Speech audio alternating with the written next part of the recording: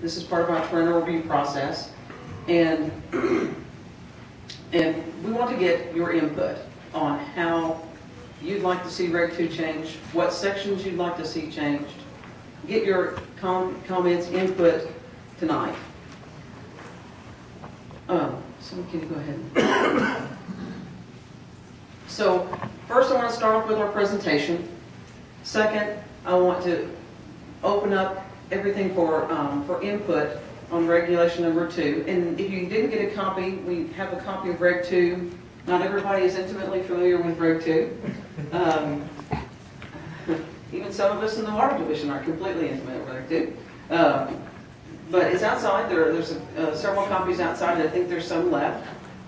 And then at the end, I want to go ahead and just call for input. And what I'd like to do, I'll just cover this right now. I'll cover it later too. But I'm going to step over here to the podium, and then if you can come up, I'd like everyone to come up here.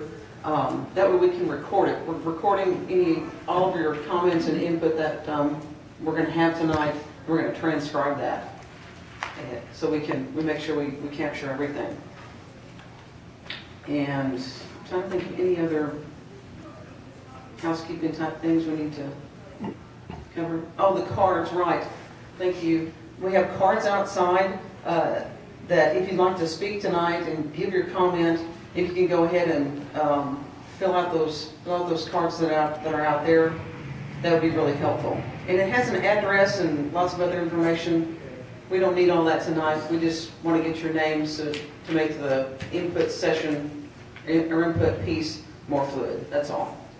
So what do? One of our primary, at ADEQ, one of our primary things we do is issue and enforce permits.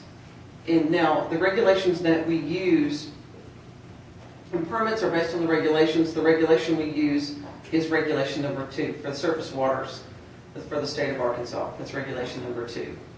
We have many other numbers out there, but just for tonight, Reg 2 is the only one we're talking about. What is Reg 2? Again, like I was saying, it's the regulation for the surface waters for the state. In regulation number 2, well, we are required, according to the Clean Water Act, to have designated uses.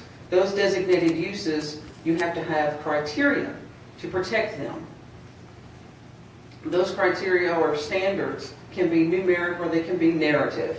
And if you flip through Reg 2, you can see some, for example, pH. All waters of the state must be between 6 and 9. If it's lower than 6 or greater than 9, then aquatic life does not thrive or survive well in those conditions. So that would be a numeric standard. And then a narrative standard, for example, is our 2.509, if I can remember correctly, our nutrient standard, and that is a narrative rather than numeric. Again, the standards set limits for potential pollutants in the water within the permitting system that we have. The Clean Water Act requires states to establish those water quality standards. We have to go back every 3 years and revisit those, revise them. We can tell EPA we don't have revisions this triennial review. After this 3-year period, we have none, or we have a series of them. There can be, you can go ahead and advance through all those bullets. There could be no changes. We can update certain sections and not others, and open up certain sections and not others. We can add new appropriate standards. We can change the language. We can fix grammatical errors, commas, semicolons, and the like. And again, those that are difficult to interpret, we can change those. And those are some